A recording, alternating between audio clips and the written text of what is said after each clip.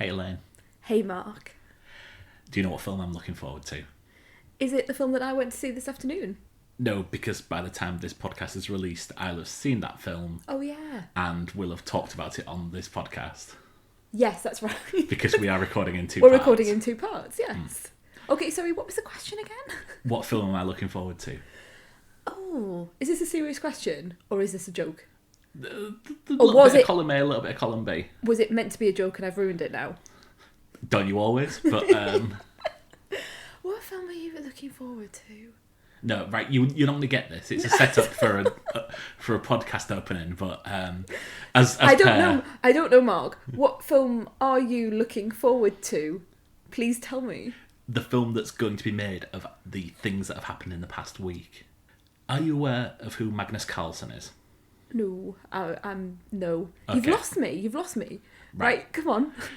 Explain. So Magnus Carlsen is one of the best fantasy football players in the world, which is how I know him. But on the weekend, when he wants a bit of downtime and a bit of light relief, he also just so happens to be the number one chess player in the world. Oh wow, that's amazing. What a talent. Is this ringing any bells for you No, yet? no, Oh wow, no, you've managed nothing. to avoid this. Nothing. So he's been undefeated for so many...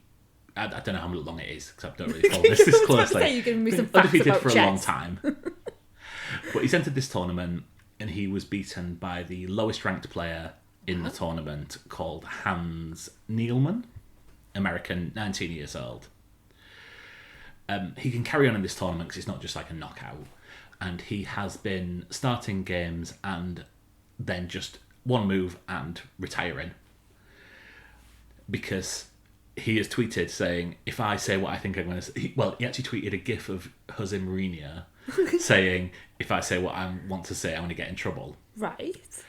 And this is the biggest controversy in chess in years because everyone thinks that Hans Nielman, I think his name is. I mean, you're looking at me as if Yes, I know yes. that. Yeah. Yeah. Hans Niemann has been cheating. He's been banned multiple times from the chess.com online games because it's easy to cheat in online chess. You Yeah. can just type your things into apps and it'll give you And it'll a give you perfect the move thing, and won't things it? like Yeah, that. of course. But in face-to-face games, it's kind of been thought that it's unable to... It's difficult, wouldn't it? Because you're going to have to think 5 steps ahead and all of that sort of stuff. The best theory that's come out about how he is beating all these chess grandmasters is that he has a vibrating marital aid Right. inserted in a very uncomfortable place. Right. And someone How will that... Oh, and someone through remote control someone's buzzing is it. buzzing him Wow. exactly what's happened, So it's like the Who Wants to Be a Millionaire controversy. but with vibrating anal beads. Wow. They've since to cut this down, they've since done scans of like radio waves going through the Sorry, thing. I thought they did like... I thought you were going to say like Scans, full body yeah, scans. Like once they get down with bum, just saying what's there.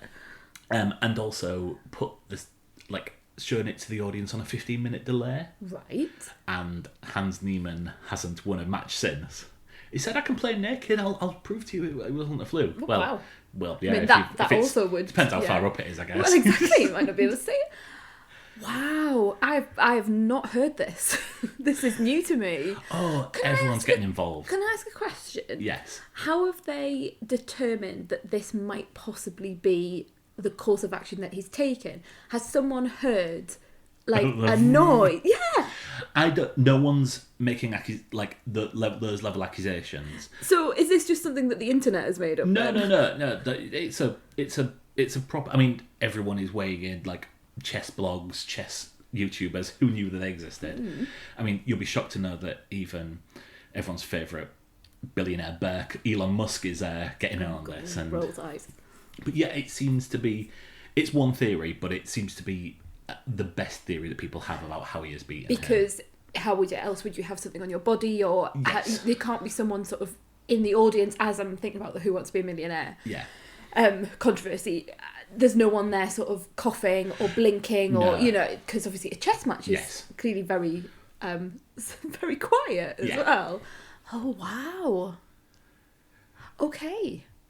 But Yeah, I'm amazed you avoided this. It is certainly taken over one little part of the internet. No, it's a part that I have not frequented. Well, Says a lot about that's what Hans I'm has looking done at as well. yeah. This was not how I thought you were going to start the pod this week. I thought there might be some like gentle reflections on the sad passing of our monarch, or the fact that we haven't done a podcast for a month. I thought it would be sort of something quite genteel, but no, you've gone for vibrating anal beads and chess. Yes, remote control vibrating anal beads. Personally, I think that's really it's reflective of what the Honeymoon Period podcast stands for and does on a when we're actually recording, because it has been a while since we've found the time to come together and talk about TV and film. Can I just add one more thing to this story? You can, yeah, go on. I'm beating Magnus Carlsen this year at fantasy football. Sorry, you're beating him. Like, is this like a dream of yours, or is it something that's actually happening? No, my rank is higher than him in the fantasy football this year. Well done, darling. Well done. I thought that was like a goal. It's only or a statement of intent. We're only like a quarter of the way through the season, is so it? Right. plenty but of time still for him good. Well done, you. If I could reach, I would pat you like on the knee. Plenty of time for me to blow it and forget about it and do what everyone else does. Well, you just tell everyone, because that's very special. I will. We talk about some TV. We need to. There are things that we are well into, like loads and loads of episodes into, and we've not talked about them as a human couple. I don't know what other sort of couple we would be, but as us, just generally around the house, we have waited until we've got the podcast recorder out as per, and I'm really intrigued to see what you think. Okay. So, should we do TV first, as per? Let's do TV. Watching television. So there's some big TV out for once. Yeah, hasn't it all kicked off? Yes. It seems like everything's landed at once. You wait all year for a franchise TV show, and then two come along at once. Oh, it's so interesting, isn't it? And what I found really fascinating is other podcasts that we follow, like the Empire podcast, for example, and the Pilot TV podcast. They are having to, particularly Empire, are having to, it's like, there's just so much, they're having to come together and talk about multiple episodes rather than doing episode by episode, and I totally understand why, because if they did everything episode by episode, they'd just be there all day and all night. It's fascinating how it has, like you say, just landed all at once. It's just what mavericks we are for not doing a podcast for an entire month. We don't do one for a month. Yeah, I think that just kind of shows where we are. Yeah. Can I just start by talking about the Rehearsal? Just before we get into the big I was about to say that's not the shows. big franchise show that I thought you were going to start with. The Rehearsal is a Sky comedy show. It's from HBO Max. It's one of the vehicles of Nathan Fielder, who did Nathan For You. Have you heard of that? Only from you talking to me. It's comedy, isn't it? Or is it satirical comedy? Or... Yeah. So the point of Nathan For You was he would come along, and it was a parody of like Ramsay's Kitchen Nightmares, but it was based in real life. So he would come along to a struggling coffee shop, and he would rebrand them as Dumb Starbucks, and just have the Starbucks logo but dumb on there, and business went through the roof, funnily enough, and it became a meme worldwide. Got news stories and stuff like that, and then I suspect a cease and desist came out, but they were allowed to trade as it because it was classed as an art project. Because it was part of a TV show. Yeah. Interesting. Yeah. So his new show is The Rehearsal, and the best way I can describe this is just tell you what happens in the first episode. So he goes to someone who has something that he's got weighing on his mind. It's quite low stakes, the first episode. It is a guy who is in a quiz team and takes it pretty seriously. For the past 5-10 years, he told a little white lie about his education, and now the entire quiz team are sending him jobs and stuff like that. So what he needs to do is tell his quiz team, I don't have a master's, essentially. But it's weighing on his mind, he's overthinking it. There's one person on the team that he's worried might kick off about stuff. It's a bit volatile, a bit of a loose cannon. So Nathan Fielder essentially does a rehearsal and covers every single aspect of what could go wrong when telling this person this thing. And to do that, he creates an exact copy of the bar that he will tell him in. He employs actors to be around, to be the person who he's telling, to be the person who... And it's inch for inch, the copy. It's amazing the level of details that they go through. And they just scan out every single possible operation and everything possibility that could happen. Now, this is funny... But I can't help but think you might think this was the best thing in the world. Yeah, it's a little peek inside your brain. Yeah, I would love that. Because I will worry about something for quite a long time, and I will go through all of the different manifestations of what could happen. I do that a lot on a Sunday night before Monday at work. I think a lot of people do that as well, and you work through, right, okay, there's a thing and I need to know what all the different options are. I would love that, like, genuinely. I don't see where the comedy value is in that. The comedy, I think you have to see it. It's very deadpan. The comedy is in the concept. Like, the comedy is in the audacity that they've created an exact copy of this bar, down to the fact that they are getting pizzas from a takeaway and putting them in a replica of the wood-fired pizza in the kitchen area that you can see, and they've got someone posting it through so that the pizzas that they always order when they're doing a quiz will come through at just exactly the right time, and then they can play with what time the pizzas might come. So what happens if the pizza comes just as he's about to say what's happening? Makes me feel a bit like, ooh, you know, like, it gives me anxiety a little bit of, like, him, that whole, I think from what you've explained, this idea of the group of friends and him having to explain something, and, like I say, I don't see the comedy in it, but I think there's quite a lot of dramatic value in it. It is borderline comedy stroke art. I mean, this could quite easily be on Sky Arts. Yeah.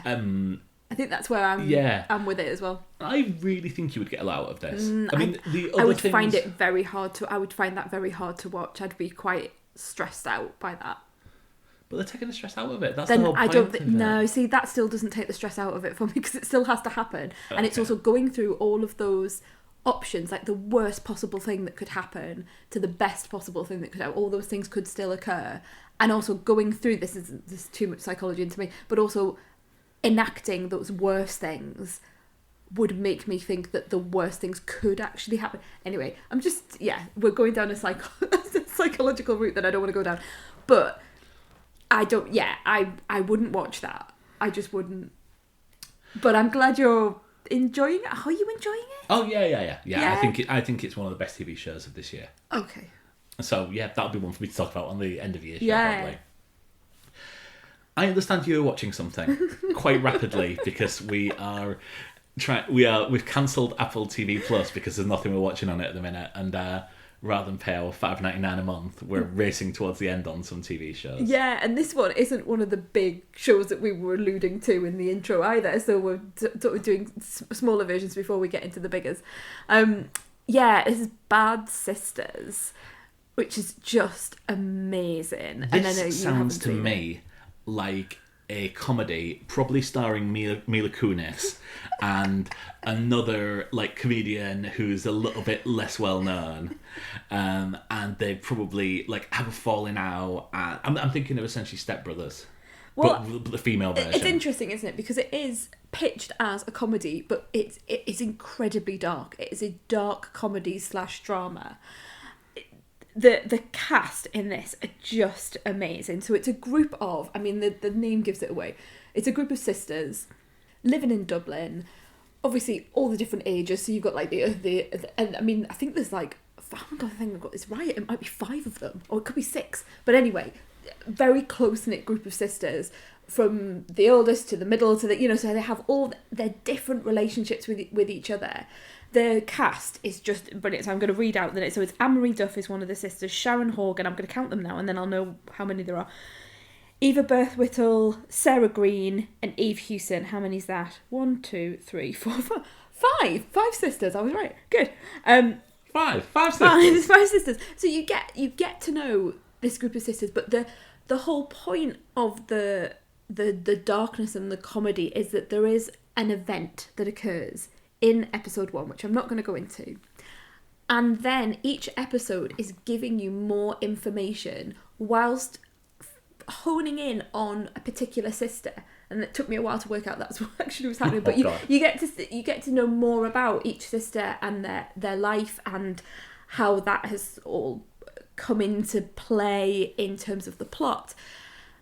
And it's just amazing. It's amazing from the point of view of the mystery. There is a mystery to be solved, and we're trying to piece, as audience members, we're trying to piece the mystery together. We're working out if the things that where the television show is leading us to believe us have actually happened. We're trying to work out if who done it, if indeed it is a who done it. All of those things working together. And then beside all of that, there are these, now that I know, five amazing performances by these 5 women, all completely different, all showing different aspects of being a woman in this day and age and having that familial relationship as well. You completely believe that they have known each other since birth. You completely get the way that they speak to each other. There was an episode I watched today, because like you say, I am going through them at a rate, where one of the sisters sort of pushes the other one in the car and calls her an arsehole, and it's like, but in that way of like, oh, you're a complete arsehole, the way you would with, like, I don't have any sisters, but if I did, if you'd grown up with someone and you got on with them really well, but also they really annoyed you, and that's exactly how you wouldn't just get in the car, or you wouldn't just get in the car. You would say that, you would use that language, you would push them, and you'd get away with it, because that's kind of the relationship that you have. Do you know what I mean? That's yeah. like, oh, you're annoying me. Oh, it's just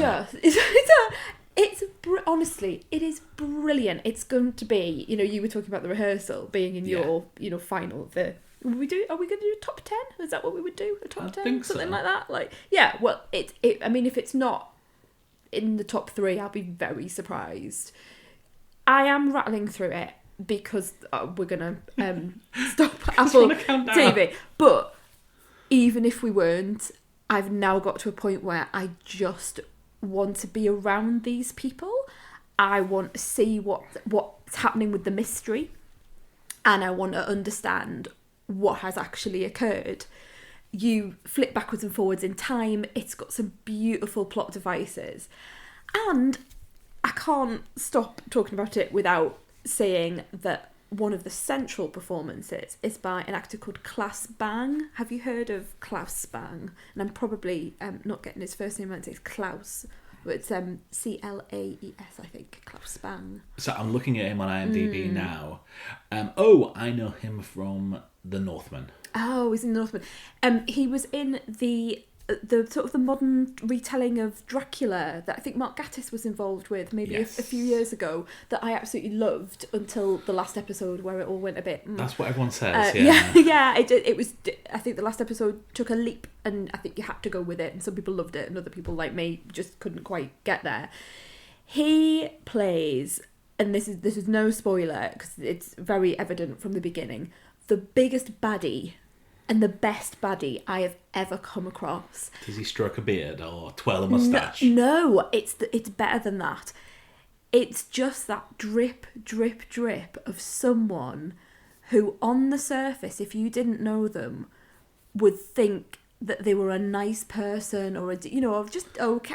Yeah. But if you honed in and sort of went into what they were saying to, let's say, to their wife or to their sister-in-law or to their child, you would realise that there was this awful level of just misogyny and coercive control and putting them down and making them feel small and but on the surface you just wouldn't see it.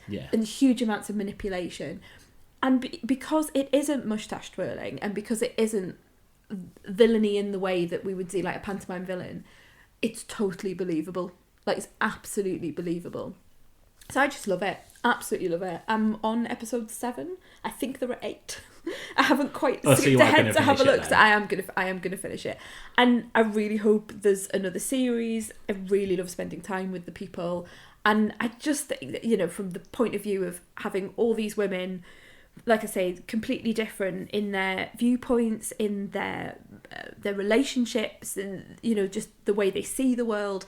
It's just lovely to have that. Like, as a woman, I'm like, just, you can say, oh, that's so-and-so that I know, or that, in not these one-dimensional, you know, you get so often, don't you, just this one-dimensional women, oh, that's the wife, or that's the, oh, there's a teacher, or that, you get that so much that it's just fascinating to be with them. You kind of want to be one of the sisters. Okay.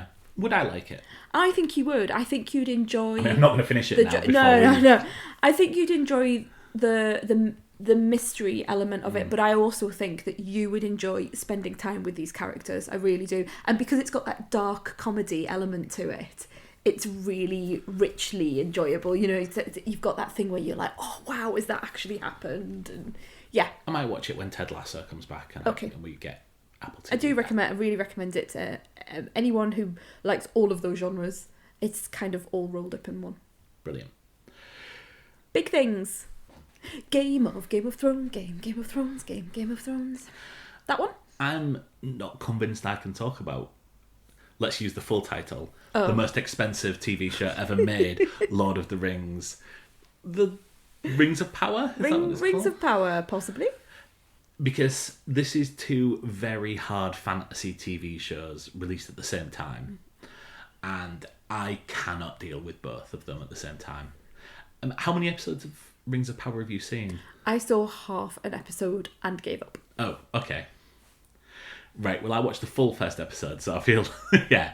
You're probably in a better position. Well, you are. No, You're in a better position than me. I know so little about Lord of the Rings.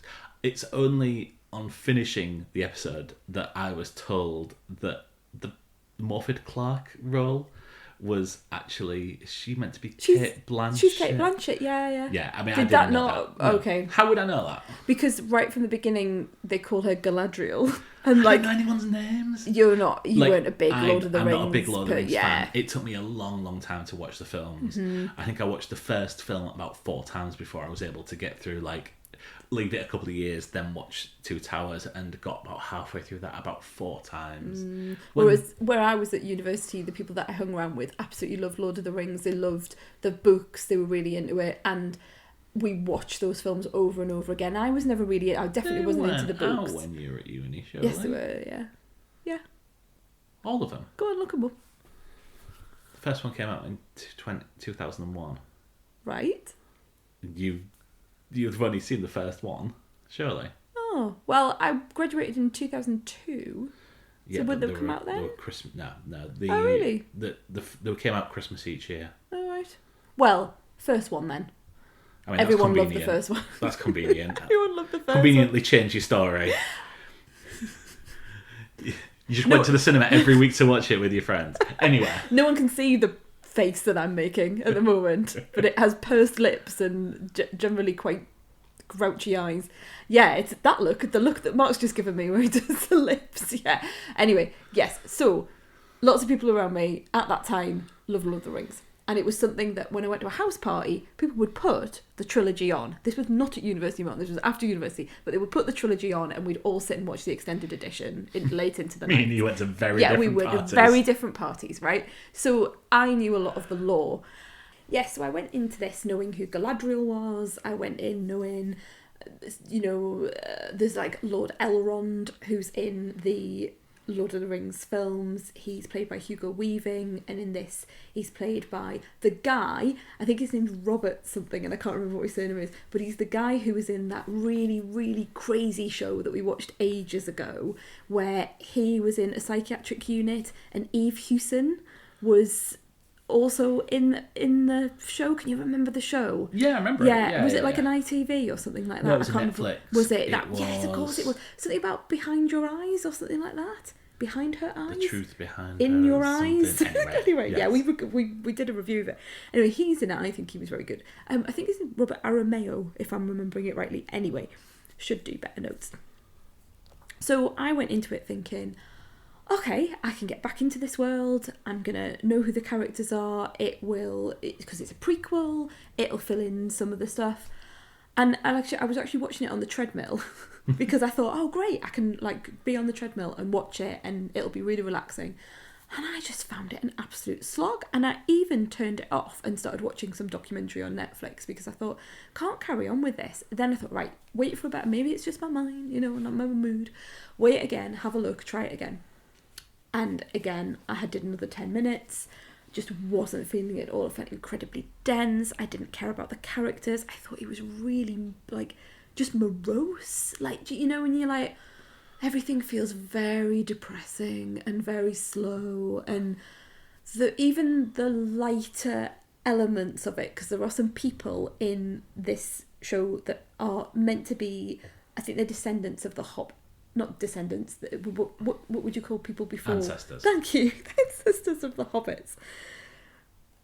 Even they, with their little light relief and it just didn't work for me. It did not work for me. I didn't even get to the bit where Sir Lenny Henry was in it because I just couldn't make it through, and I have not gone back to it. And I've had plenty of opportunity. Sometimes you think, oh, I haven't had opportunity, and that's what it is. I have had loads of opportunity to be able to sit and go, actually, I've got some time. Let me stick on the Lord of the Rings. Let me really enjoy this incredibly expensive thing.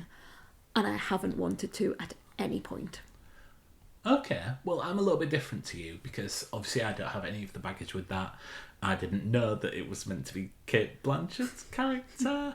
I certainly didn't know that it was supposed to be Hugo Weaving's character. And I mean, I've seen the films. I think they are very well made films that just aren't for me. But I could get into this. It's beautiful to look at. I mean, it's stunning, and I think there's a lot of TV shows now that look like they are filmed not on a soundstage, but on one of those sort of green screen. Is it called? What's it? Yeah, there's it's not even a green screen anymore, is it? It's just like a LED screen behind it. Yeah, understood. And this does not. This looks like they have taken people to a valley in the middle of some hills for one shot that cost $1 million to set everything up, and then they've moved on elsewhere. But you've only watched one episode. Yeah. So you haven't felt... I can't, because I have to make a choice. I'm not interested in hard fantasy enough to carry on 2 at once. Okay. And I'm moderately edging towards Game of Thrones over Lord of the Rings. Mm-hmm. Game of Thrones was something which took me a long time to get into. I watched that first few episodes 4 or 5 times, and then me and my flatmate at the time started watching it, and I was like, oh, I could watch 1 episode, but he was like, oh, I want to watch 3 in a row, and I'm like, nah, it's like me. Sod that. So yeah, it was only when they were going into the last few seasons, which obviously are considered to be some of the best seasons, that I think I just did a massive catch up. I think we watched 1 a night. We did, yeah. I remember. Even when we were on holiday, we were in Las Vegas at one point, and we took a tablet with us. This was, yes. I think this was before that was sort of the done thing, if I remember rightly, or something that we would do very typically. And we actually took it with us so we could watch. We downloaded loads, didn't we? And we thought watch Game of Thrones during nap time. During nap time, yeah. God. I remember those days. I think that's how. Yeah, I take back everything I've said about your Lord of the Rings parties. Yeah. So going on to House of the Dragon. Yeah. Prequel to Game of Thrones. Yes. Do you remember the history of the prequels? Because when Game of Thrones finished, it felt really final, didn't it? Yeah. The TV show had taken over from where George R. Martin. George R. Martin. I can never remember how many R's. Well, from where he had got to in the books, he's still yet to finish. Sort of say, is it the final book he's yet to finish? See, I don't know enough about it. I know there's people who have so much more knowledge than me on this. Winds I've of never Winter read the is book. one that he has been promising for about 10 years now. Right. And still has not arrived. So that was really interesting that a TV show had surpassed the actual the author and surpassed the books as well. Had gone by and made their own decisions as to characters and plot. And then I heard that Jane Goldman, who has she wrote Kick-Ass, or she was one of the writers of Kick-Ass, Stardust. What else did she do? She did a lot of. Did she do one of the X-Men's? She did your favourite film. X-Men First Class. She did my favourite film. Yeah. She didn't do Heat. No, she did. Kingsman. Oh yeah. So brilliant screenwriter. For anyone listening, Elaine really hated Kingsman with a passion. Funnily enough. And I've not watched any of the sequels as well. But anyway, she's a screenwriter, she's a producer, and I heard, I mean, I'm no sort of fact hound for all of these things, but I remember at the time hearing that she had been involved with a production that was a prequel to Game of Thrones. And I think they had even, you might know more about this than I do, but I think, if I remember rightly, they had even done a pilot or something like that. Yeah, they shot a pilot. And it was set really, really, really far in advance of the actual Game of Thrones setting. It was something meant to be really far away from the characters that we knew. There was no real links to who we knew. I don't know where it was set. I know it had Naomi Watts in it. That's it, yes. I knew there was a Naomi Watts connection. I don't know anyone else, but yeah. So, and then that was scrapped. And I remember thinking at the time, oh, you get that, this does not bode well. Yes. And then I heard that they had gone for another production, which turns out to be House of the Dragon, which is set, is it 200 years or 300 years before? 172 years before. You know so much Daenerys. more than I. Well, it says so at the beginning of the film. But I'm normally quite good for this sort of thing. Yeah, You're, I know, I'm a little bit. Yeah, a little disappointed in you. Thanks. I was about to say, I'm really, really proud of you. Oh, good. There we go. So yeah, I think it was troubled. And I remember thinking, oh, they've gone for something really safe because they've gone for the history of the Targaryens. And we know Daenerys Targaryen, who's a main character from Game of Thrones. And I just thought, oh, if we're going to be looking at her great-great-great-granddad or something like that, is it just going to be more of the same? And it seems to be just... It's a shame that, this is what I felt at the time, it's a shame that they haven't taken a risk. If they were going to go for something different, go for, give something else a go. But clearly, whatever had happened previously or the show that they were going to go with previously hadn't worked, so they've gone for this. So I went into House of the Dragon with very low expectations. I fully anticipated that it would go the way of the new Lord of the Rings show for me, that I'd watch the episode with you, because obviously I wouldn't stop halfway through with you. We'd watch it all, I'd get to the end of it, and I'd kind of go, oh, I don't think I'll go back. I got to the end of episode 1 of House of the Dragon, and whilst I had some concerns about some of the acting, I found myself thinking, oh, I'd quite like to know what happens in episode 2. And by the end of episode 2, I was waiting for the next week to come on. By the time that we got to episode 3, I was counting down the days to the next episode, sort of waiting, because Sunday night into Monday morning. I think it's released on a Sunday night in America, yes, isn't it? And then it comes out for Monday with us. And there's part of me that really has to stop myself from trying to watch it on a Monday morning at 5 o'clock when our son wakes up, because I'm really into it. I think it's brilliant. Some of the acting, I think that I had sort of doubts about to begin with, has got better. The characterization is brilliant. I'm really loving the intrigue and the politics, and I think the women at the centre of the show are amazing. I think two young women playing, there's a character called Rhaenyra, and they all sound the same, the names. That's the only thing with George R. R. Martin. Does my head. Everyone's got a very similar name, but that makes sense in universe, because people do have similar names. But there's a reason for the entire history of novels. People have picked different names. I know. I think there's a Rhaenyra and a Rhaenyra, and it's Rhaenyra. You don't see 5 minutes of them nipping off for a piss and nipping to the kitchen for a snack, because that would be boring and bad storytelling. I quite like that. I like snacks.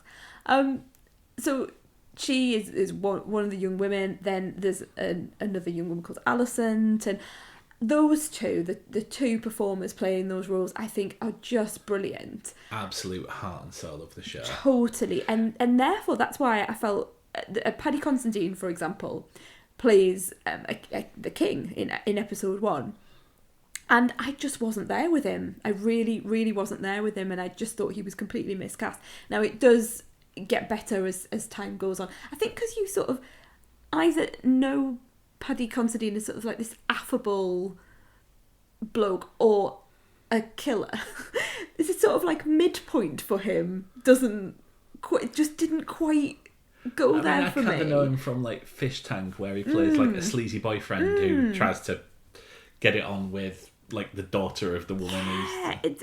I just found it really... Which way does that fit? It's probably, yeah. It's one extreme to another, but yeah, I just this sort of midway point with Anna, I wasn't sure of the accent, and I just didn't quite see him as a Targaryen with silver hair and, the dragons, and I just didn't see him in that, and that's, maybe more to say about me than it is about him in his acting. But as time has gone on, I really enjoyed it. I'm loving Matt Smith's performance because he is a proper pantomime baddie. I think, there's some real boo hiss moments. I think he's chewing the scenery many times. And other times you see flickers of weakness in his character, Damon. Baddie. Yes, he is tortured, but also he does do some really, really bad things. So it's not just like, oh, he's a little bit of a bad boy. Though? Yes, he does. Without yeah, he does. I think the storylines are provocative. I think we can say that. They are controversial. That's one way of putting it. In many ways. I was talking to our friends Alison and Chris last night because I had the joy of going to see the Scottish play, courtesy of Alison. I'm not going to say it. I'm not going to say it. So anyway, Alison was very kind and took me to see the Scottish play. And when I was having a chat with them beforehand and they were asking about sort of Lord of the Rings, House of the Dragon, I said to them, and I thought, oh, this is interesting because I was working through my review, but I said to them at the time, there are things that this show is doing in terms of a conversation about consent, which I'm really enjoying and I'm really liking getting my head round. And not just consent in the way that we might traditionally view it, which is sort of in a heterosexual relationship depicted, where the man is not obtaining consent from the woman. So we see that quite a lot. In this, yes, we do see that, but we also see situations where power is reversed and where people take advantage of their level of what's the word? Power. Like hierarchy, and other people's subordination to them. And I found that really, really interesting. There's lots of conversation pieces around consent in it, and that's what I said to our friends last night. And after, there's been a lot of talk about House of the Dragon and some scenes involving incest. There's scenes involving some very gory scenes, some very violent scenes, violence to women. There's a lot going on in it, but actually the thing that really has stayed with me and the thing that I've enjoyed the most sort of getting my head around are all these power machinations, particularly around relationships and how relationships are formed and maintained, and romantic relationships, sexual relationships. And I just found that really interesting to sort of just work around in my head, and also to listen to other podcasts and see what they're saying about it. You've been very, very patient whilst I've gone on a bit of a diatribe. I really thought you were going to say, so should we talk about some movies? No, sorry. I've had that in my head for weeks on end, wanting to talk to you about it, and I've just sort of splurged it out there. Just talk at me about it. Yes. How have you found House of the Dragon, Mark? My big worry about this is based on one of the sort of supplementary books that was released. I think it was called like Fire and Blood or something like that, which was like the history of the House of Targaryen. And I think my biggest fear in this was that it would feel like homework, and it would be this person was married to this and this person was married to this, and this hasn't been the case. I don't think it's a perfect show. I am more negative on it than you, but I am still really enjoying it. I'm looking forward to the Monday evenings when we're watching it, but I'm at no point I'm wanting to watch Only Connect first. Okay, that's interesting. Yeah, so it's not like a desperate, I've got to see that before I see any spoilers. Absolutely not. Whereas I heard a spoiler on a podcast will remain nameless that they didn't tee up that there would be a spoiler. They said that they would talk about certain episodes, and they then didn't say that there was going to be sort of a view to the future. And I heard a spoiler, and I got really upset about that. I was about to blurt out. I think I know what you're talking about. I was about to blurt out. I think we have to talk about the structure of the show. And I don't think we do. I don't want to talk about the structure of the show because if someone well, you spoke for 5 minutes on it, and I do. No, but it's not if it's going to involve a spoiler. No, but That's it's not. What I'm saying. I'm not going to involve a spoiler. But the structure of this show is that it's not just one linear format, and I think this is what you're talking about. It's not just when one episode finishes, the next one does not join on immediately after. Is this what you're talking about? Yeah. And there was an episode earlier on where something happened, and I was really interested to see what the dynamic would be immediately after it, and we had a 2-year jump.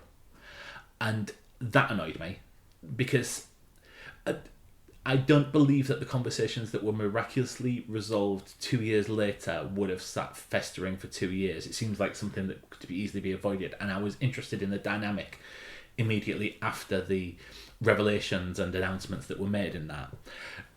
I don't think it's a spoiler to say that there is a big jump coming. And I think it is. I genuinely, I really disagree with you on that. Some of the cast I know you've members said that are some of the cast members that have been with us are no longer going to be with us, and they are some of my favourite cast members. I mean, the fact that Olivia Cook is going to be rocking up sometime in the future makes me very, very happy. I don't know Olivia Cook at all. You do know Olivia Cook? Do I? Yes. Do I? Yes. Come on then, remind me. So she is the ugliest girl in the world. Oh, in Ready Player One. Ready Player One. Now, Mark is saying that with the most sarcasm possible. So, anyone listening, please don't take that as fact. It's because does she have something like a birthmark on her face or something like that, and it's made out to be the worst. And it's not just because I think you have to be very careful around the conversation on this as well, because people can have things that really do affect them and that we might see as minor, but they see as, but it is played in that film as that she is completely and utterly in the real world, because she's like an avatar in the film. Yes. In the real world, that there would be something that would be so powerful and it would affect her so much that you would be able to visually see that, and then when you see what it actually is, and it's the deal is about that she's so ugly and she's so and then when you see it didn't work, and we had a lot to say about that at the time. I think something was quite wrong about that. I felt it didn't sit right. Definitely. No, it didn't. Right, I didn't know it was her.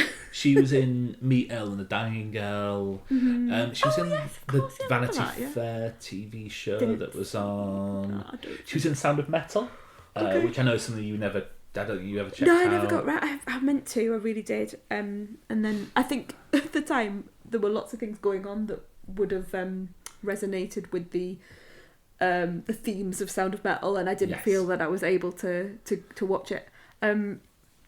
Right, okay. You see, I'm really honest. I wish I didn't know all this stuff, so I'm always on the side of not knowing things, and it's what I'm sure people listening to this will have seen maybe even an episode and gone, oh, it's not for me, or they're listening to this going, well, I never would have watched it anyway. But I'm always thinking of someone like me who just wants to see it fresh and not know about time jumps, not know about new characters coming in, not know about who lives, who dies, do you know what I mean? And I really wish I didn't know that, because I'm really enjoying the mystery. I didn't know what was going to happen. I got to the end of the last episode and knowing that there is going to be this jump, and I hadn't got a clue who was going to be alive, who was going to be married, and now people are talking about it in a sense of oh, well, we all know that. Or we all know that this is going to be happening. It's almost like taken for read. And I just don't think in the critical world. In the critical world, yeah. Because the critics got a set number of episodes up front, which included episodes including the big time jump. And I think because all the critics have seen that number of episodes, then it just becomes a given in those circles. Yeah. I was disappointed as well. I understand exactly what you're saying. And I knew it was coming. I knew it was coming anywhere. And I thought it might have been a couple of weeks ago. And then I thought it might be this week. And then I knew how many episodes the critics had got. So I kind of figured out a pretty good chance it was going to be at a certain point, something like that. But yeah, all I'd say is that they are the characters they are replacing are two of my favourites, and these two far famouser actresses have got a job on their hands to replace them and replace the chemistry and Totally right. between them, the two. Isn't it interesting though, because normally when we have these sorts of things, you see an adult versions and then you might flash back to younger versions, and you would typically roll your eyes at the younger because it's always a little bit twee, it's always not quite right, it's a little bit jarring, and you kind of want to get back to your adult versions of the characters that you've known. Whereas in this, like you say, it's completely the opposite. You want to stay with those younger versions, and you're thinking, "Ooh, will the adults be able to pull off what the younger actors have been able to do?" And I think they really do have a job on their hands. I think you're absolutely right. It's going to be difficult for them. It's going to be very easy for the critical world to say, well, you know, they're just not as good as. And yeah, the Louisa Alcott, is that her name? No, she wrote Little Women. Louisa May Alcott. Millie Alcott. Millie Alcock and Emily Carey really have done themselves. I'm looking forward to see what they do next, because they have. Oh, definitely. Yeah, they're definitely actresses to keep an eye out on. We've done more of House of the Dragon than I thought we would do. Well, I think it is the biggest thing out at the moment, and this is the one that everyone seems to be talking about rather than the Lord of the Rings. Yeah, Rings of Power, and I think you can tell sort of what you're really getting into by, well, I can anyway, by what I do with my podcasts.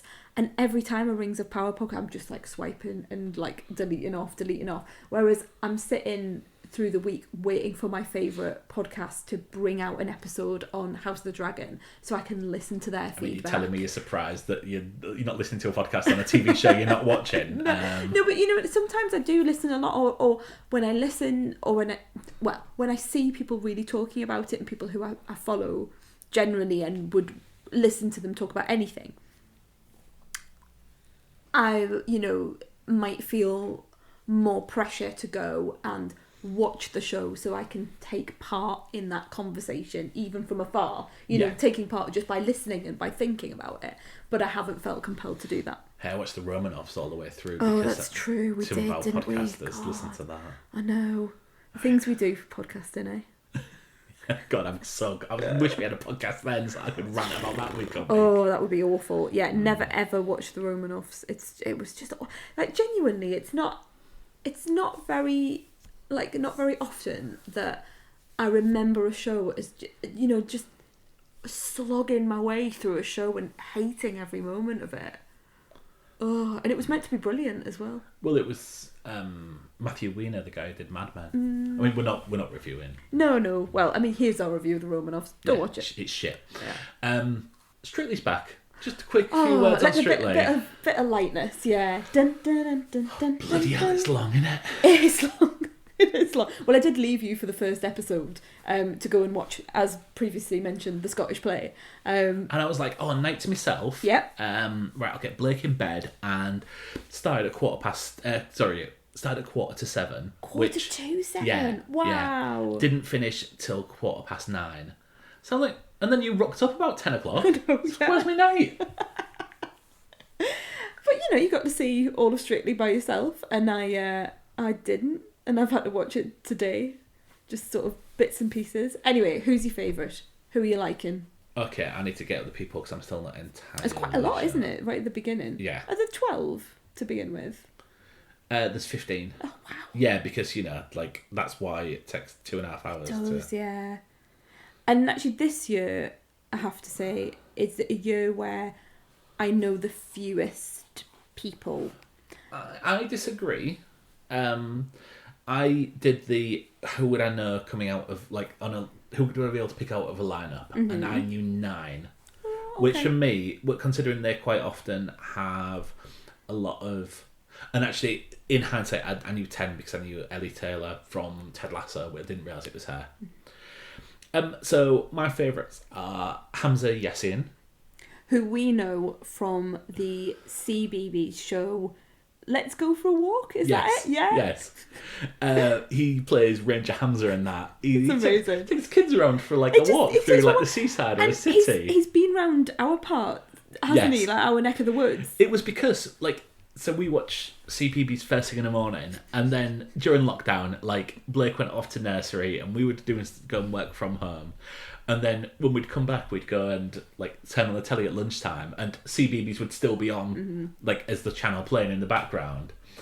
And one time we were like, "That's Newcastle, that is." And so Ranger Hamza was Yes. taking some children around, and so they go for a walk, and it's good for the health. And then they stop and they look at things, and they learn about the history of the place that we're going. It's really good. So my favourites, apart from Hamza, Tyler West seems like a really...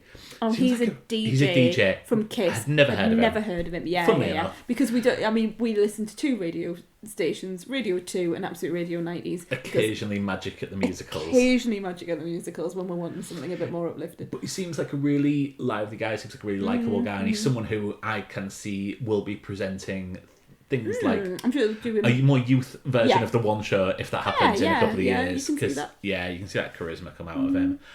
I mean, who doesn't love Will Mellor? Oh, I love him. But very disappointed at the fact that all the sort of like let's get to know Will Mellor. They're just concentrating on Gaz from 2 pints of lager and a packet of crisps. And of course, there is only one character that Will Mellor has ever played and will ever play in my mind. And is that the guy who died in the second episode of the 3rd season of Line of Duty? No, Mark, it's Jambo from Hollyoaks. This is before my time on Hollyoaks. Oh, like that's just, and like he's been in Broadchurch, he's been in loads of stuff. But to me, he will forever be Jambo. Did he have dyed hair? Possibly. I mean, he might have had spiky hair. It was the 90s. Yeah, and then He's obviously incredibly likeable. my favourite is whoever is dancing with Amy on Strictly. Yes, because she's my favourite she's your dancer. favourite dancer. Yes. Yeah. So in this town it's James By, but Okay, and who is James By? so he's speaking of Right, adult actors right. replacing youth actors. Oh, he's Martin He's Fowler. Martin was Fowler. Which I didn't realise that they replaced Martin Fowler again. Nope. Like, Nope, not at all. I mean, I'm sure they did all sorts of weird and wonderful things with the character of Martin Fowler on EastEnders. Like, didn't he go to prison or something? You know, or went a bit funny. I think Was that for he messing married about? Sonia, didn't he? Yeah. He See, sold it's their been trumpet. a long time since I saw, since I've seen EastEnders and followed it. Did he fiddle the Christmas books like his dad? Or Oh yes, Arthur Fowler. That's yeah. He I don't even know if that's yeah. Arthur No, his dad. something. Yeah. There was some sort of fraud thing around Arthur. Yeah. Definitely. Anyway, right. So she's with him. Right. Okay. He seems like a nice guy. Yeah. I mean, like, there's always like stage school lot that are always brilliant first up, and then there's like the people who grow into it who tend to be the people who end up winning because The journey. yes, it's all about the journey. Who are your favourites? Oh well, I love Ellie Simmons. Okay. Because I just think she's a brilliant presenter. I think her career has been incredibly interesting. She's obviously a Paralympian and has that real athleticism. I've watched the first episode, I've said this morning, and I thought her movement was just amazing. Like, the shape she can make with her body, I thought were absolutely fantastic. And then Will Mellor, obviously, for, you know... So with Ellie Simmons, there is obviously, I was really interested, obviously she's someone with dwarfism, and I really was interested to see how it would present itself physically, the same way that they've brought in a lot of people with different physical challenges in the show. But yeah, she can really dance, and of course she can. Like, why wouldn't she? Yeah, but she's an athlete. Yeah, but I mean, there's plenty of athletes that look at Tony Adams. Yeah, but I think she's got such a charisma. I know you were talking about charisma in the guy from Kiss and all of that, but I think if you see her presenting, I think. Like, I've watched her recently when they've been doing the Olympics, when they've been doing the Commonwealth Games, and she is so good. You know, and you sit and you go, wow, that's real talent in terms of presentation, and just you can tell that she's so comfortable in herself and a really strong skill set that I wasn't surprised at all that she had musicality, that she felt the music, you know, that it just made you could see the she's so confident, and I loved watching her. And I think there was someone tweeted as well, so it's really important to talk about the representation. Someone had tweeted when she came on and she said, and you know, I'm Lily Simmons, and I'm Paralympian, and I happen to have dwarfism. Yeah. And that person's daughter apparently shouted at the television, I have dwarfism too, and that's important. And she was saying this is why it is important. Who else I'm trying to think of the other people that I think there's so many of them, you know. Jade Adams, who's partnered with Karen. Yes. Who got married recently, so I don't know if her name's changed, but I liked her, and I didn't know who she was. But again, she seemed a woman with a lot of confidence, who was, you know, moving her body, and just, you know, when people go out there and just give it. Yeah. And even though they might not be trained, I really like watching that because it makes me feel, I just feel about me, but it makes me feel more comfortable. I think it makes you as an audience member go, okay, they're just giving it a go. Whereas the people who come out, I've noticed this before, and you can see, it's not about nerves, they can see the discomfort factor in them. It's like when you're going and watching a performance and you can see the person on stage just isn't there. That makes you feel like you're waiting for something to happen, or you're on edge. And so I really like those performers that just go out and go, I could be the worst one possible, but I'm just going to go for it. I can't think of anyone who is struggling this year. If you're a big fan of Ross, though, I'd watch it early. I think there's always going to. We would not be able. You know, I always say, like, there's no way you'd get me up on there, and even if you did, 2 left feet and all of that sort of business. So they're very brave to go and put themselves forward for something that is clearly incredibly skillful. And for people to judge them, and, you know... I think I fancy my chances there. Yeah, I think you'd be fine. I'm not a bad lad. No. The problem is, like, obviously I'm not a celebrity, but I don't think I'd have the time to do my full-time job and do the practice and have the affair. That joke, copyright Richard Osman. I can't say I've stolen that. I thought that was really good as well. It would have got away with that. You would have got away with it. I would never have known. Well, we've took far longer than I thought we were going to on TV. Well, it has been a while. Yeah. So we've got a couple of films to talk about.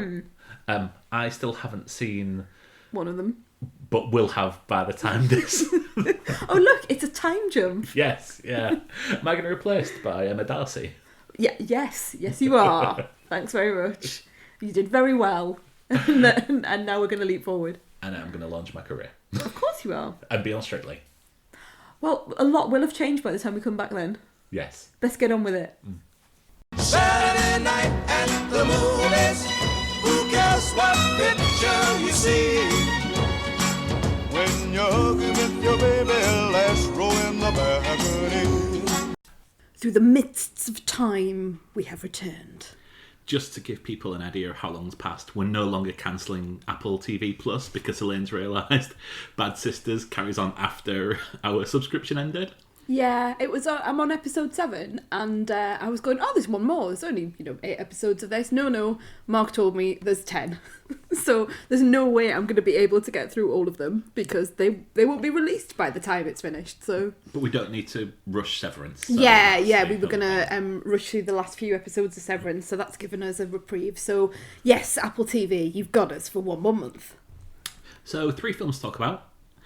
I've got Bodies, and After Yang to talk about. And then I was surprised this week to find out that there was actually a film of Don't Worry Darling to accompany all the Twitter bullshit. So, yeah, I think we've both seen that. And we've both seen it. So, yeah, and we've already discussed this. We're going to talk about the film in a spoiler-free manner. And then we're gonna go into spoilers. But we'll tell you when that happens. We'll give you lots of warning. So I'm just going to touch on Bodies first of all, because there's been a bit of a resurgence of whodunits over the past few years. There's the Branagh Poirot films, Knives Out and Glass Onion coming up that I'm really excited about. And Glass Onion's a sequel to Knives Out. Yes. Yeah.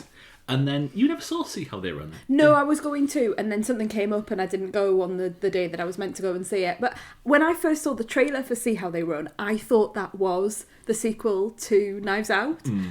And then it was confusing as well, because obviously Glass Onion and See How They Run are both Beatles references. Yes, well done. So, don't say well done. I took you to see the bootleg Beatles of late, and I know more about the Beatles than I think you think I do. Yes. Okay. That's you told. Well, anyway, Bodies, Bodies, Bodies is another whodunit. It is set amongst a group of Generation Z friends, millennials. What's Generation Z? So it's after millennials. Okay. So probably about mid to early 20s. Okay. They're having a house party for a tornado or a storm that's passing over. It stars Rachel Sennett, who's from Shiva Baby, which I really now need to go see because I missed it. And also Maria Bakalova, who was Oscar nominated for Borat 2. Oh, the Borat 2. She was Yeah. his sort of, I hate to say sidekick, but that's the only word I can think of. But She played his daughter. Yeah. Amongst others, so there is Pete Davidson is in it. Lee Pace is in it. Oh, really? Yeah. Okay. As that bloke that someone in the group brings who's dating who's far too old for her. He's far too old, yeah. I was just thinking he's much older than the others. And yeah, I'm not going to go too much into this, but this is a really, really fun film. It's told largely through Maria Bakalova's eyes. She is dating one of the girls from the group and so comes into this group from the outside. Okay. And there is that fun thing of when you are at a party and you don't really know anyone and you're just trying to work out all the them all dynamics. out. Yeah, and yeah, who's I dated love that. who, Yeah, who's seen yeah. who. Who hates who? Yeah, exactly. Yeah. It is very on the nose about like Generation Z culture. Is it that? Do they talk about mobile phones a lot and things like that, or is it that just showing my age? That's showing your age, yeah. Do they all get their like Blackberries out and Yeah. on their pages? They go on WAP and check out what's... Oh, WAP! God, I forgot about WAP. Yeah. Okay. So are they talking about sort of like influencers and things like that, or more politics? Okay. Yeah. Politics and what's acceptable to someone that age nowadays. Okay. And it's done very much with tongue in cheek, but there are sort of moments where you go, oh yeah. Sort of the relationships in race and wealth. They are all very, very wealthy people in this. On the whole, it's a lot of fun. I really enjoyed it. I didn't see where it was going. I didn't see who is the murderer and things like that. And yeah, for people who are meant to be annoying, I was very happy to spend a lot of time with them. So yeah, I think it's passed under a lot of people's radars. So if you get a chance to check it out, please check it out. No, I think I will from what you've just told me. Oh, cool. Yeah. Another thing to check out, which has gone under the radar, is After Yang.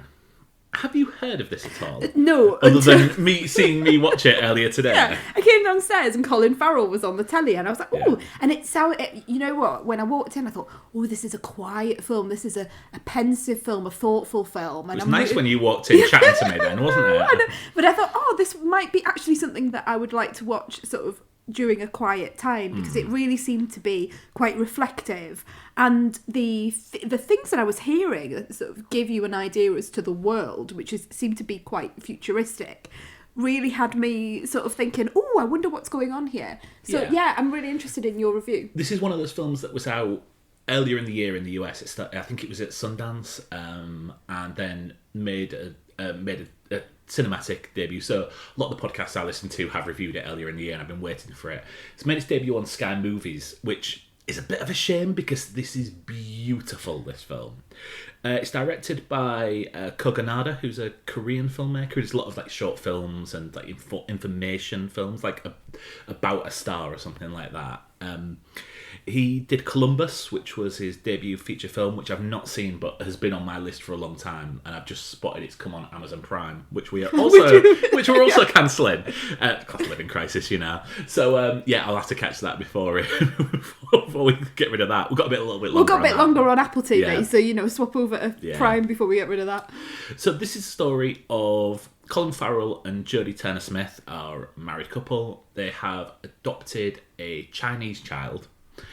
and it's set in the near future, as you say, and so to help the girl acclimatise and to help them understand the Chinese culture, they buy a second sibling robot called Yang, who is an android.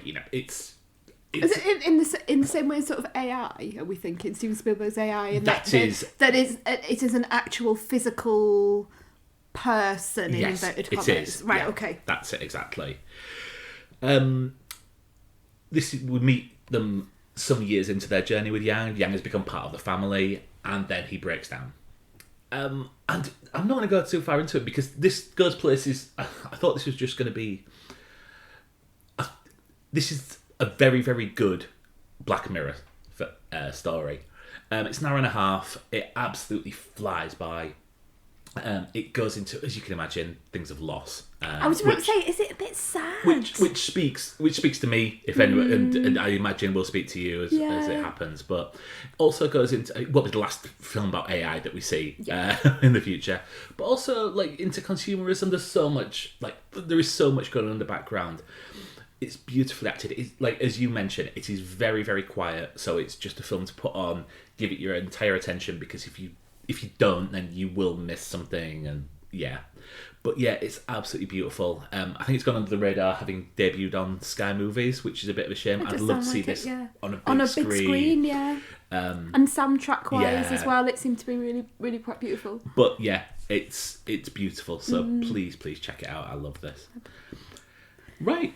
So to the big film, I think it's. Am I right in saying that it's had a bumper weekend? You're good with the statistics. I think it's had a fine weekend. It seems to be a success story. That's what the vibe I'm getting when I was reading a few articles before we came to record, and the vibe I was getting was that the studio behind Don't Worry Darling was really promoting it as a success. We're really saying, wow, these figures are great comparative to, and this is post-COVID, but not post-COVID, but post the lockdowns and things. They're saying it's pretty good. I think it's made about 20 million. Someone said, which is about what you'd expect this to make. It's a is it A24?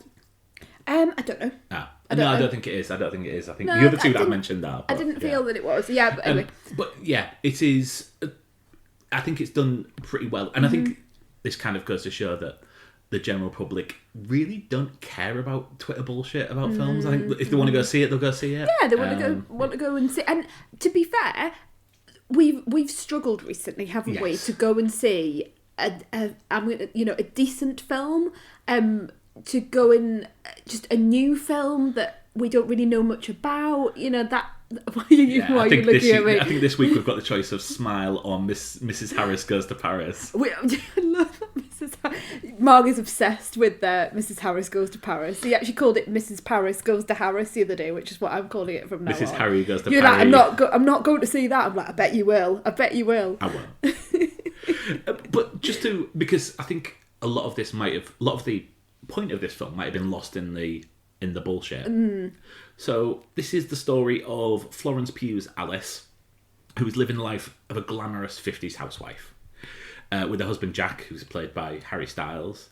But when her friend starts asking questions about the sort of isolated community where they live, Alice starts looking closer into what's going on. And it is very much a mystery box of a film. Yeah, we know from the off fairly shortly, don't we, this sort of paradise place where they're all living with their friends, that there might be something slightly off. We get the feeling, particularly when people like Chris Pine's character comes in. I can't remember his name actually, but Chris Pine's character comes in as the very charismatic leader or sort of like boss of the men. Cult of personality. And very charismatic, but sort of feeling that there might be a darker side to him, and that's not sort of giving anything away. That's the film very much plays into, what's he about, and therefore what is it all about, because there's a lot of secrets and a lot of mystery to what the men are doing during the course of the day as well. So that's how we set away in it, which I was massively looking forward to this. I think it's been trailered a lot, but the trailer really works for me. It's hinting at something dark behind it. mystery box we all love. I mean, it reminds me very much of Lost and also WandaVision. I think it's that definite thing of, especially with the setting around the sort of 50s era houses and everything like that. Yeah. And anyone who's listened to the podcast long enough will know just how excited we were at WandaVision and Yep. how much it was part of our lockdown. I love Olivia Wilde. I've loved Olivia Wilde as an actress before, when she was in House even. And Olivia Wilde is the director here as well. Director here. You've not seen Booksmart, have you? No, I haven't. I know, and I know a lot of people go on about it. So yeah, I will catch crap. up with that at some point. It's not. So it's not. Everyone says it's wonderful, and I think you really appreciated it, didn't you? Oh yeah. And then obviously she acts in this as well. Directs it. Dates the co-star. And anything with Florence Pugh in is an immediate tick for me. Totally. I mean, I think we would both quite happily marry Florence Pugh if given the chance. You or I. I'd be happy for you to marry Florence Pugh. What, just so she could live with us? No. You can leave me Florence Pugh just so that I've got that 1 degree of separation from her. So that I'll be able to... on weekends, when I you drop come Blake in, off, and I can... Oh, Florence, yeah. Oh, Lent's out. Oh, sorry, I'm a bit early. Yeah. Just so I can look at her. She's amazing. I mean, she's... talking of charisma... I could watch Florence Pugh just read out the phone book. She's just amazing. There's so much going on behind the eyes and in the brain, and you get the feeling that she's just completely inhabiting all the characters that I've seen her in, and she seemingly can do anything. She can do really dark horror. She can do action hero. She can do wrestling star. It's like Paige here. What? Yeah. I mean, what more can she? I mean, she's just amazing. And in this, she's getting to really work her dramatic chops. Do you remember when we first saw her? Now, I came across her in Lady Macbeth, but before she did that Falling. Yes. The film Falling, which was an interest. I'm going to put that in inverted commas. There were some interesting plot points in that film. That's a film, isn't it? Yeah, and I think we were quite uncomfortable at times with where things, because it was a lot. Things were happening to young women. Maisie Williams. So, I know, but I think we weren't quite sure what we were watching, were we? And it went to places we didn't quite expect. Yes. So I remember that. I just think she's amazing, and like waiting for the point where she wins $1 million Oscar. I don't know what she'll have to do or what sort of film she'll have to be in, but comparison is just terrible, but she feels like a Kate Winslet to me. She feels like quite chameleon-esque, but also somewhat, it's the eyes and the face, and I feel she's going on that trajectory of, once she gets an Oscar baity film, she'll absolutely be in there. Well, I mean, she was nearly there with Little Women, and I think she could have won that. Possibly should. Have you seen Little Women? No. I hate the book Little Women. I've never ever got on with it. It's just not for me, and therefore I avoid all adaptations of it. And of course, it's definitely for me. So that's it's a good film. I think if you haven't got that baggage with it, maybe. Do you realise that we've been talking about this film for quite a while now, and we are totally and utterly, I don't know whether you're doing this on purpose, but we're totally and utterly skirting around what we actually think of the film. Okay, do you want to go first? I loved it. I absolutely loved it. I haven't been able to stop thinking about it. I want to go and see it again. I've listened to the soundtrack on repeat. I have problems with the last act. I can spot several plot holes that gave me some cause for concern when I was driving back from the pictures in the car. I started thinking, but what about this? But what about that? But actually, as sort of the 24 hours, the 24, 48 hours has passed. I can't remember how long ago it is since I've seen it. I've just kind of pushed them slightly to one side, not totally, but slightly to one side, because my enjoyment of the picture, it really felt like I'm using that old Hollywood term. The enjoyment of the picture was so much that I can sort of not forgive it, but I can place it to one side and go, maybe there were some scenes that were on the cutting room floor that really needs to go in. I thought it was absolutely beautifully shot. It kept me engaged all the way through. When things do happen in the third act, whilst I wasn't majorly surprised, or I didn't, I wasn't sitting there going, oh wow, that's really clever. I was kind of like, oh well, it was going to be this or this, and they've gone for this. It still affected me in quite a profound way, actually, and the themes affected me quite profoundly. In one sense, it is, to coin a phrase that you have already used on the pod, it is a Black Mirror episode. Yeah. And you could place it very much in that box. But I suppose I don't use that as a criticism or as a negative thing, because that's something that I really enjoy. I think Olivia Wilde's done a great job. I really enjoyed her direction. Like I say, that some plot holes towards the end, some things where I'm not quite sure what the characters are doing. That needs to be ironed out. But the way the film looked, the way the film made me feel all the way through, and just my general enjoyment of going to the cinema, I put that down to her and her direction, alongside the acting. And before we move on to, just so it's in my mind, Harry Styles has got a lot of flack about his acting in this film. I think for the character that he is playing and for the things that the film is asking of him, he was really good. And I think some of the criticism has missed the characterization. When they're saying certain words, and I'm not going to go into it, when they're saying certain words about, when they're using certain adjectives about his performance, I think that is absolutely on purpose part of the character. Mark, I have a feeling that you, because of what I know about you and the films that you like and don't like, when I came out of this knowing that I really loved it, I also felt that you would not love it. Am I right? Do you have problems with it? I spent all film going, this is such a film that Elaine will love, and also a film that I will love. This may very well be in my top 10 of the year. God, I don't know you at all. No, you don't, do you? I mean, it's Lost. It's WandaVision. Yeah, I know. It's Florence Pugh wearing fucking amazing dresses and looking stunning all the way through.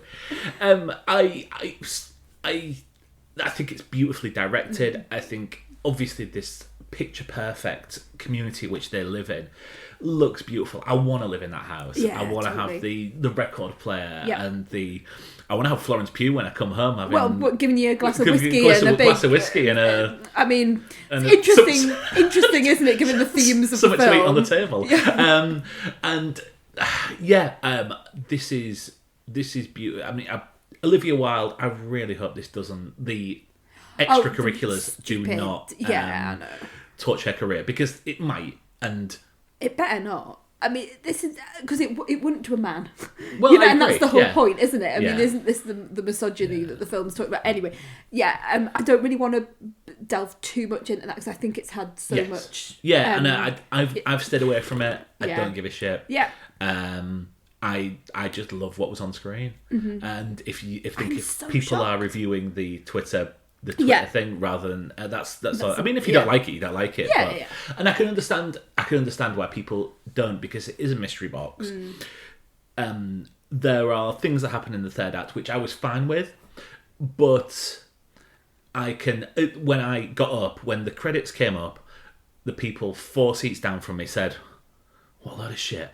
And I love that. When I'm loving a film and then someone 4 seats down goes something that shit, that's even better. I remember going to see, the last time I had that properly was me and Neil went to see Cloverfield on the opening night, and we were sat there, and obviously there was so much mystery around Cloverfield. I didn't really know what it was. And then as we were walking out, everyone around us was going like, "What a load of shit." Is that it? Oh, is that the ending? Is that the ending? You don't even see what happened to him. And then there's me and Neil like high-fiving each other, I'm so pleased and yet so surprised. I'll touch on Harry Styles' performance under spoilers, I think, because I think that's I think that's that. Yeah, I think I've got a lot of feelings about it, and I really want people to go see this because I think it's a beautiful film, especially if you do like the things that we've mentioned, where there's a bit of a mystery, very dark mystery behind it. There are moments where I was not scared, but freaked out. Yeah, and I mean, I was the scared. visuals are beautiful. Just this and. Yeah, and go and sit on the biggest screen possible yeah. because I really enjoyed, like I said, that just sitting and soaking in that production value. Yes. Do you want to go into spoilers? Okay, everyone. So we're going to go into spoiler territory now. So if you haven't seen Don't Worry, Darling, please stop here now. And if this is where you're leaving us, thank you for listening. You can find us on social media on Twitter and Instagram at The Honeymoon Pod. And if you'd like to leave us a review, that'd be much appreciated on iTunes or just a star rating on Spotify. Thanks. Spoilers. So I want to know your theory on something. Okay. Do you reckon Harry Styles spat at Chris Pine? I hate all of that stuff. I just hate it. I hate it because it just... You can see everyone's very uncomfortable with it. They made a great film. Yes. I think it's going to be in my top 3. Oh wow! Yeah, okay. I really think it's that high this year. And I just hate the fact that this is what we're picking over, because these things happen on film sets all the time, but they've made a big deal out of it because it's Harry Styles. All the time. Yeah. I work with people I don't get on with. Yeah. I've had bosses that I think have let me down and things like that. You know, like and who knows what's actually gone on? Yeah. You know, and obviously there's Olivia Wilde's this relationship breakdown, and then she's, you know, I don't know what I love lifestyle, whether she's with Harry Styles or not, whatever. And there's just all that sort of like clickbait, you know, and it's just bitchy, isn't it, and gossipy, and it doesn't do anyone any favours. Tell me about what you think about Harry Styles' performance then. So, when I watched it, my thought was, he's sitting opposite, he's very much opposite one of the... I think Florence Pugh's, I would be very happy if she got nominated for an Oscar for this, because I think it's a brilliant performance. She carries this film. Totally. And my thought was that Harry Styles was giving... and this is going to sound like damning with faint praise, the standout performance in a school play. Mm-hmm. Okay. But just could not keep up with her. Yeah, I think that's entirely... And of course, I mean, he's obviously had some acting training and stuff like that, but it's not it's not going to be his first line on the Wikipedia, is it? Yeah. There is an inherent talent in what she does, and I think anyone would find it hard to, because I mean, in every film she's been in, she's been the standout performer. She's always been the one that has been drawn to. But I do feel that this you know, people talk about him being quite flat or quite subdued or quite, and I was like, well, but that's what he's doing, isn't it? That makes total sense in the context of, he isn't meant to be this matinee idol. He's not meant to be this crazy charismatic man. In reality, he is a complete loser. He is a misogynist. He is someone who is being incredibly violent towards his partner, and you can see, you know, almost it's incel. Absolutely. Sort of references, isn't it? Where you're listening to this person, you're taking in all of this information, podcasts and don't you know, come off well in this, do they? No, they don't. But you know, and it's this whole idea of what women should be to men, and so it made total sense when it came to the reveal that, of course, that is who he is. So he has to play it, you know, at that level, because in reality, he hasn't got the charm. He hasn't got that inner dialogue. He is playing the school play, you know? He is playing that role. I would love that to be on purpose. Yeah, and I agree. I may be reading into it, but that made me feel better about the whole thing. I feel it's a happy coincidence. Okay, rather than a direction. If I was going to put some money on there, I don't suspect Olivia Wilde is going there going, could you be a bit shit at your acting? No, I do think... And I don't think he's necessarily shit at acting. Honestly, I do think that, because Shia LaBeouf originally cast in the role and then left or was fired, whatever happened, he no longer was playing the role and Harry Styles was brought in. I do think that Harry Styles is a much better choice in terms of, these 1950s beautiful vistas, and then the people that they've chosen. I mean, even Olivia Wilde's sort of face and her look is so, really, really since it almost like screen idol look from that time. And I thought he was really good in terms of his visuals, in terms of his look as the beautiful man who, this screen with the coiffed hair, the suit, the car, the glasses. I thought he did a really good job, and I couldn't imagine Shia LaBeouf playing that sort of matinee idol role. Okay, yeah. So I think they worked really well as a couple.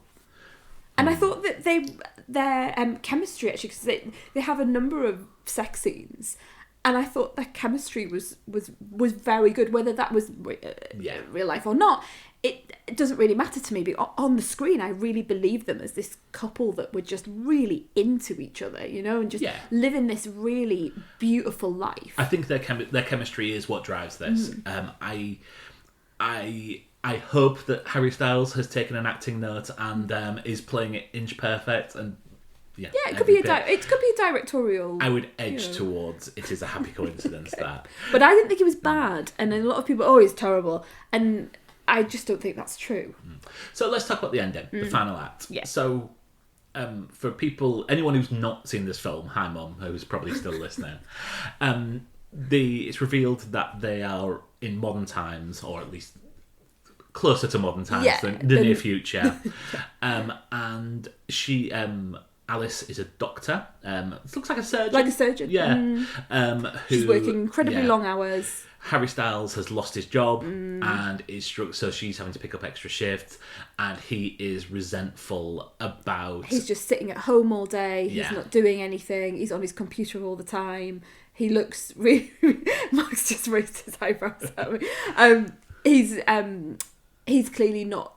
So even though he's at home and she's working really hard, he's not, having he's not got any food ready for her when she could, which clearly he has the time to do. So when she comes in, he's almost like expecting her to magic something up for them when she's really tired. Yes. He's also trying to initiate sex, and she's obviously just really not in the mood for that.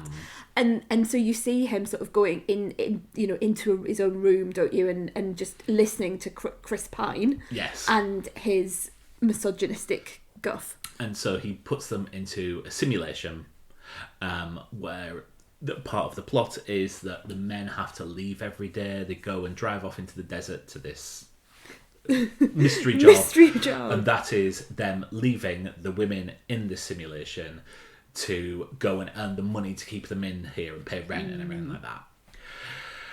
Right. Okay, so this is... obviously all the way through you were invited to work out what's going on, and I think there are a number of different things, one of which is, are they living in a simulation from the future that came to mind. I was fine with this because I think it goes into the themes of, I think it went beyond just, this is the answer, end of story, because there is the misogyny, there is the misogyny of putting these women in there so that they can work on the house all day, and and obviously without their consent. Yes. So they are taking their lives away from them and creating a life that they want women, the women in their lives. And also, I think it's important to point out that during the course of the reveal, you are given information which leads you to understand that some of the women are not actually the real life partners, because there is, when he signs them up for it, there is a section that says, if I remember this rightly, is this person your partner in real life? Yeah. So I was thinking of some of the other women especially the new couple that come in, and wondering whether this was where the man had kidnapped or abducted someone who maybe it was a colleague at work or someone that he sees on the bus every day. So I was really thinking that it goes much further than, this is my partner and I want us to have this life without their consent. I was thinking that there could be, it's not just two people in a flat together. These are men that might go out and kidnap someone and because they want them to be their partner in real life. Okay, so this leads on to my next. This leads on to my next point. In the very best examples of these, if you watch it a second time, there is things there which you overlook the first time. Like the best example is, for example, Sixth Sense, where if you watch it again, you realise that no one alive who's not Haley Joel Osment has spoken to Bruce Willis's character since Donnie Wahlberg went and shot him. Mm-hmm. And I get the feeling, and I don't know this, I get the feeling that those things are not there in this film. Oh, okay, right. Because you get that moment in The Sixth Sense where you go back and there is the table in front of the under the stair cupboard. There is where she's sitting in the restaurant and she's talking to herself rather than talking to it. Yeah, okay. Hey, I might be absolutely wrong on this. I don't feel there is anything like that, and I think that it's fine for you. Like, it's fine. God, this is going to sound patronising. It's fine for you to put to make these stories in your head about this. But I think the best examples of these films will have something that will back that up. On the next watch. I understand what you're saying. I do understand what you're saying. So if I thought that, then you could go back and say there would be maybe a moment with that couple where you could work that out and it was put in place. Yeah, I do get that. And part that of the reveal is when she's sat at dinner and she's saying, "Where are you from? Philadelphia or Chicago?" and everything like that. Mm-hmm. I really wish that, and there might be there, I really hope there is more of that in there, because all I can remember is the line about, "Oh, we honeymooned in the same place." Yes, yeah. And it feels like Alice, the Florence Pugh character, jumped 4 steps along the story to me, and I wasn't necessarily following her exactly with that. And I think people talk about the George R. Martin reveal of, you put in something subtle, then you put in something a little bit less subtle, and then you hammer it home. I hope that's there. I suspect it isn't. I agree. Yeah, because I can't think of... I remember what you said about the honeymooning and but I don't remember anything else. Although, if they had done that was... My worry would be that it would have been really obvious right from the beginning, so it would have had to be very subtle and, little And that's moments, and that's why I know it's a cliche and like a trope, but you have the flashback to blah... blah blah to show some, like, The Sixth Sense does it perfectly, and that's why I say the very best of these films. It did make me laugh that this is very close to The Village. Well, that was exactly why I thought you would hate it, because I came out of that and thought, it's The Village. We've just done a whole episode which we even entitled. We even put in the title about your hatred of The Village. Or the twist of the Village anyway. And I did think this is very, very similar. But what makes it different for you? But this is refer back to previous podcast. I said there's nothing wrong with that being in the future and everything like that, but we don't see anybody reacting to it. It's like in this, if there is very little mystery where she's trying to solve a problem in this, but just at the end, then just before it cuts, you find out, and that's it. You see, we cut to Harry Styles waking up and walking out of these little hotel room, of the little apartment room, and finding out we're in the modern day. Right, okay. I understand. The joy of this is her reacting to the revelation. And her trying to get out of it. And what we don't get is just her climbing over a fence, not knowing what's going on because she's a blind character, and having to put up with M. Night Shyamalan behind a fucking desk doing a bit of exposition about what's going on. All right. Fair enough. But yeah, I know that, like, I have reservations about whether this will stand up to, but I'm 4.5 stars on this, and I was close to 5 until just those things about the final act, about how there were just some character moments that I'm just like, I don't understand this, and it's not, oh, I don't understand it, and it's really making me think about it. So for example, Chris Pine's wife, who is played by Gemma Chan. Yes. Now, she is like the leader of she's keeping the women in check. Yes. she defends him. So Yeah. even when Florence Pugh There is a dinner is, scene. calling him out and challenging him, and Mm. he says, "Oh, I want to be challenged," and then he says he's disappointed, and you do kind of feel like, I think she's sort of blown all of her cards here, and I think I've mixed a metaphor there, but but she is the one that says, "My husband has given us all, this wonderful life," and you think, "Oh wow, okay." And when the reveal comes in, you're starting to question, does she know, does she not? And then she kills him, and I don't know why she kills him. And then when she does kill him, she says, "My turn now," or words to that glad effect. you said that. And I just think, well, okay, so is she now the leader? Or has she suddenly, in inverted commas, woken up and gone, well, it's my turn now to be in control? Because that would make sense as well.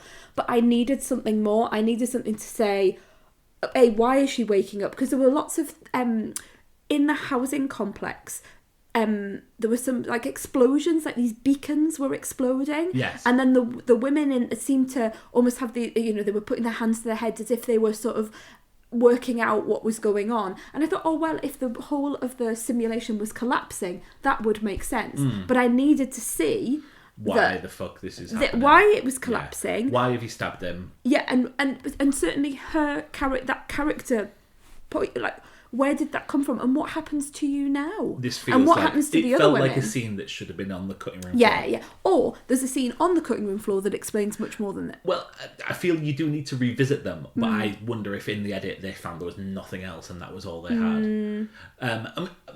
There might be a perfectly decent explanation which is revealed in a second watch. I don't think there is, because the I last don't time think- you see her, she's in the dinner scene defending him and walking off.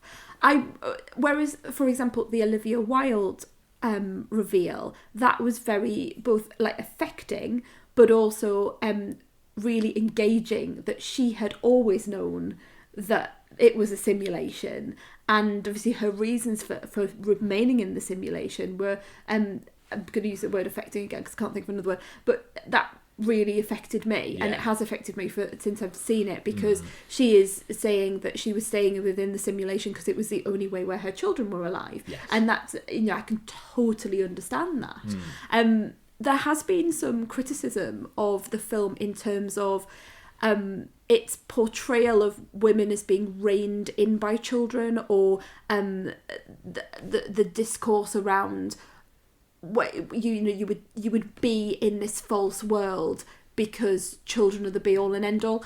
And I have to say that I understand where those women are coming from, but as someone who has lost a child, my view is very much skewed by that, and I can totally see, I really can, I can totally see how someone would make that decision. Yeah. And that's nothing to do with misogyny, and just sort of take that to one side.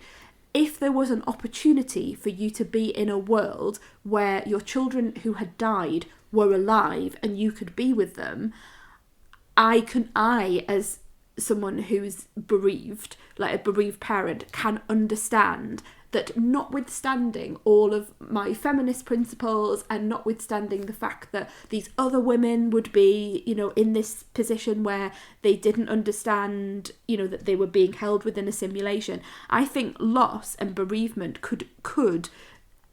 you could understand, I'm explaining this really badly, but you could really understand why someone would, even with those principles, even if there were a person with those principles, would make that decision. Absolutely. And that bit of the film actually has stayed with me longer than anything else. I would agree. I think I've not read much on this, to be perfectly honest. I've seen it after you, but I think that I wonder if it's also the pressure that's put on Florence Pugh's character to have a child. And I mean, if you look at the twist, like the thing is that these are largely incel men who of course want a child because that's what they want their wife. They've put them in this situation so their wife is there scrubbing the bath with all the mirrors and everything like that when they come home. So of course that's what they want. And there are people without. We can argue on one. I know people without children who are asked Oh, have you had children? Yeah. Yeah, and All obviously the that time. comes into part of the film. Yes. Yeah. So yeah, this is. I mean, it's a. I feel it's more a comment than a something to detract from the film on it. Yeah. So yeah. Yeah, and I really liked her before. I really liked Olivia Wilde's performance in it. I thought she was really interesting, and particularly when you're given that reveal, that really colours what she's doing in the rest of the film. And that's almost why I want to go back and watch that again, because I want to see how, if she knew all the way along, what's giving that away. Yeah. Why is she saying in the bathroom to Florence Pugh when Florence Pugh is absolutely melting down? Harry Styles is off dancing on stage. Why is she saying nice to her? scene, isn't it? Yeah, well, it's really interesting. We might come back and talk about that in a minute. Why is she saying, "Yo, this is your husband. This is the biggest night of your husband's life. Come on, get out there!" And rather than helping her to escape, Yes. There's some interesting character decisions, and I'd like to see that again. The Harry Styles scene when he's dancing. Once you get the reveal, that's also another scene where I think is really interesting. When I watched it, I felt like Chris Pine was just completely... He was like a puppet. Like not Chris Pine, but Harry Styles' character. I can't remember what he's called now. It was like he was a puppet and he was making him dance. And did you get that feel that he didn't want to... That he wasn't under any control and he was like, dance for us, dance. And it was like he was being puppeteered. And I felt, again, that was a comment on these people who run cults, because this is essentially what this is, and how they enslave everyone into their power. Yeah, I mean, there is a lot to be read about someone who. I mean, it probably says much about us and our beliefs on certain things that we see as a cult-like thing, but something where you feel like things around you aren't right. It could be, you could apply it to anything. You can apply it to religion, you can apply it to work, you can apply it to politics or anything like that. Economics. I don't want to go into any further because there are lots of people that I don't want to pay any credence to during this. I've just started to go down there and but flat earthers or something like that. Just to use a less harmful example of conspiracy theorists. People who don't think dinosaurs exist. Hey. But yeah, something about that didn't sit right. And at the time of watching it, I thought I was trying to work out, is this a comment on sort of work culture of we're promoting you and you dance for us now. You dance for us, and even though we're bringing you onto the board, that means that you're still not your own person. And I still can't quite square off where that came from, but. Yeah, I love the Dita Von Teese cameo though. yes, in the champagne glass. Yeah, I didn't realise that was her until you. Oh, did you? Because that's her thing. That was what made her famous. In the time, I sort of thought, is that Dita Von Teese? Yeah, and then, amazing. Yeah. But I loved all the performances. I thought it just incredibly well realised, and like you say, the horror of, her friend standing on top of the house, slitting her own throat. The conspiracy around what's in. The doctor's briefcase, and then when she opens it up and it's just all redacted, I'm like, why is it all redacted? And of course, if it's within a simulation, it's almost like when you're playing a computer game. Yeah. So anything more to say on Don't Worry Darling? I couldn't remember the film's name there. Yeah. Anything more for any more, or do you think there's loads of plot holes that I can pick into, so like the plane and the plane. Like, where did the plane come from? And is her friend, whose name I keep wanting to call her Margaret, but it might not be Margaret. It is Kiki Lane's character. Is it? Yes, that's it. Whether she's alive in the real world, or if she died in the simulation, does she die? Well, they make it very clear that when you die in the simulation. No, they only say when the men die. So Olivia Wilde's character, Bunny, I think it is, says when the men die in the simulation. So it very specifically doesn't say women. But that makes no sense. That, like, what about having a penis means that you die in this, whereas women don't? But in the we don't know how the simulation's been designed. You don't have a clue how that's and what they've agreed to. I mean, it makes no sense that Feeling less positive about this film now. The second, I don't think that's that is a plot point. I've read this.